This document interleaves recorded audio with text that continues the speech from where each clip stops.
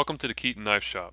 Today, we're going to be doing a head-to-head showdown between two popular knife handle epoxies, Bob Smith Industries Mid-Cure versus West Systems GFlex. On this channel, I like to document my knife making journey and pass along any knowledge that I find out about the craft. If that sounds like something you want to see more of, go ahead and like this video and subscribe to this channel. So let's set the stage.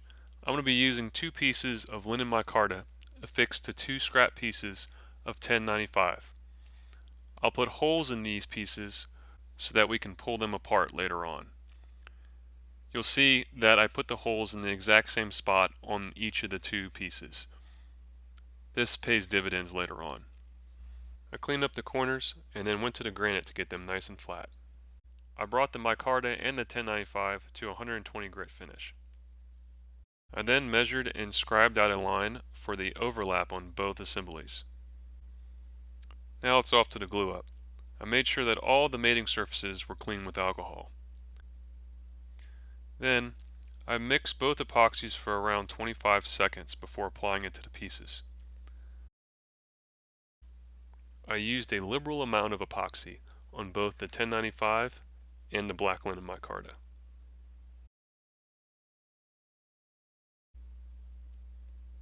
I took great care to line up the scribed lines between the two pieces on both assemblies so that they're even. I used two spring clamps from the same manufacturer to clamp together these two assemblies. Next, I took both assemblies inside and let them cure at room temperature for 24 hours. This is how they turned out. You can see I had a little epoxy bleed over and actually stick some of the rubber to the pieces, but I'll clean that up later on. On to the first test. We're going to be doing a freezing test. So I got them oriented evenly inside of a piece of Tupperware, and then we'll freeze them. They come out in a solid block, as you'd expect. And then we defrosted them.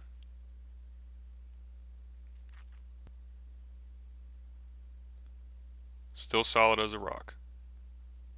So on to the next test. First, I cleaned up the extra epoxy and then put them in my tempering oven at around 180 degrees for 2 hours. They both passed with flying colors. I then started the pull apart test. First is the GFlex with a static hold of 135 pounds and then 225 pounds. It passed. Next is the BSI at the same weights, 135 here and then 225. And then I got a little crazy.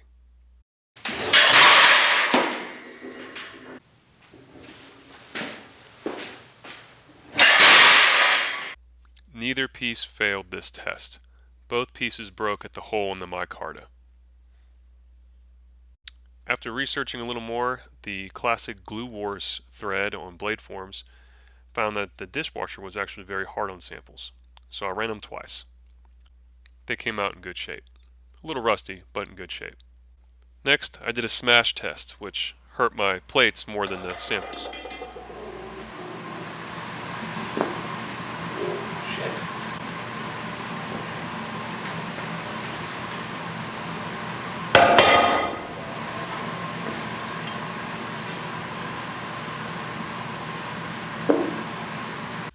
I figured it's time to stop messing around. I took a piece of rebar that I was practicing tapering on and then chucked these samples up in the vise.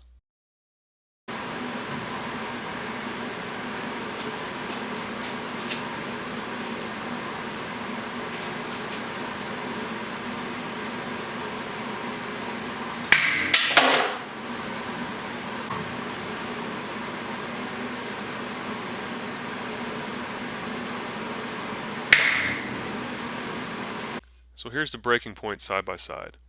The BSI was on the left and the GFlex on the right. The GFlex definitely flexed more than the BSI. It's also worth noting that the tip of my lever arm started to bend some while trying to break the GFlex due to the amount of force it took to break it. Go back and watch the video for that. Upon inspection after the break, both assemblies look fairly similar to each other. It's worth noting that the BSI sample seems to have torn away less of the micarta than the GFlex sample did. The GFlex seems to have torn away the entire 1095 pieces worth of micarta. I'm not exactly sure what that means, if it means anything. Overall, I think both the GFlex and the BSI mid-cure performed well in testing. If I had to choose a winner, based on the final break test, I would put GFlex on top of the podium.